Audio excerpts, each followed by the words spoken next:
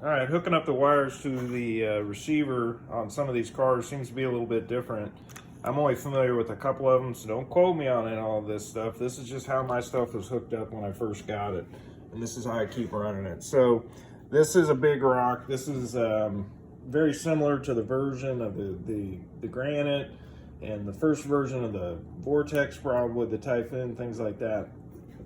This particular model has an SLR 300 on it. Of course, your STR is going to be your steering servo. They've got the ESC plugged into the THR, and they've got an auxiliary port here, and that's what they're running their fan for. There's an extra port on here. I'm not quite sure what that is. Could be for programming or an extra channel. The black wire is always going to go, kind of call it out, and you know, pretty easy to remember to do that. When you take it apart, maybe just mark it and see what's going on there. Of course, you know, we get in a rush and we forget to do that. So if you're hooking up one of these cars with the SLR 300, the THR, that's going to be for your ESC. This STR appears to always be for servo, and your auxiliary is just going to be for your fan. All that's doing is sending power to your fan. Now there's a difference on the, this is off, this is a DX3, this is off of a vorteks with the smart technology and the smart telemetry. So this has your RPM, your speed and everything, and your AVC. Of course, most of that's done through the receiver here. On this particular receiver, they've got things working a little bit differently.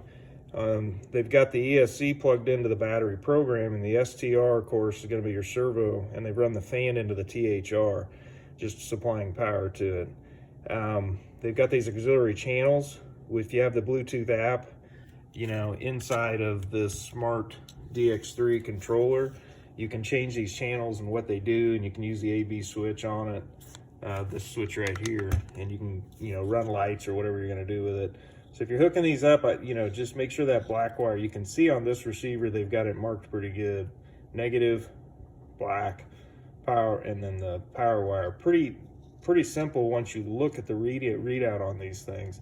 But again, this is off the new vortex. I think some of the higher end cars like the Felony and stuff like that use a similar setup with AVC too.